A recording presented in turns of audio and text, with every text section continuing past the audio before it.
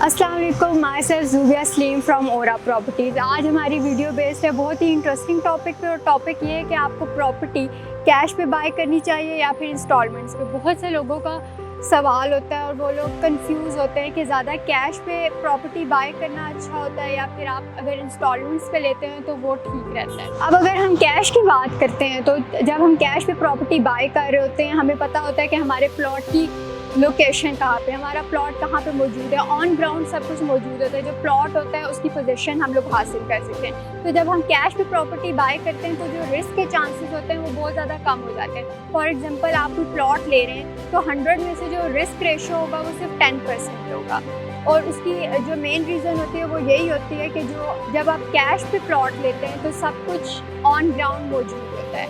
अब अगर हम कैश का ड्रॉबैक देखें कि ड्रॉबैक क्या होता है कैश का, तो वो यही होता है कि आपका जो सारा पैसा होता है वो एक जगह पे स्टक हो जाता है। तो बजाय इसके कि आप डिफरेंट जगह पे या डिफरेंट सोसाइटीज़ में इन्वेस्ट कर सकें या प्लॉट बाय कर सकें, जो आपका पैसा होता है वो सारा आप एक ही जगह पे लगा देते हैं।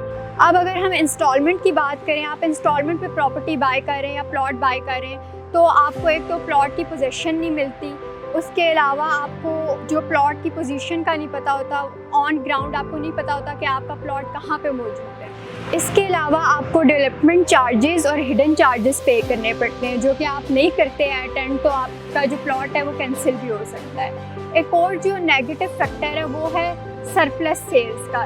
जैसे एक सोसाइटी वो 100 कनाल पे बेस्ड है लेकिन 500 प्लॉट सेल कर देती है, तो बाद में कंपनी के लिए मुश्किल हो जाता है इसको कवर करना। अब मैं वीडियो को इसी तरह से कंक्लूड करूंगी कि अगर तो आपके पास कैश मौजूद है, आप एक ही बार में पेमेंट करके प्रॉपर्टी बाय कर सकते हैं, तो ये सबसे बेस्ट ऑप्शन है। लेकिन अगर आपके पास ऑन टाइम इतना कैश मौजूद नहीं है कि आप प्लॉट ले सकें, तो फिर आप इंस्टॉलमेंट पे प्लॉट खरीदें, लेकिन ये माइंड में रखते हुए कि आप जहाँ प्लॉट ले रहे हैं एक तो वो सोसाइटी अच्छी है, क्योंकि फिर इसके चांसेस कम हो जाते हैं। तो जब आप प्लॉट खरीदें वो ऑन ग्राउंड मौजूद होना चाहिए, क्योंकि जब आपका प्लॉट ऑन ग्राउंड मौजूद होगा तो आपको पता होगा कि आपका प्लॉट कहाँ पे लोकेटेड है।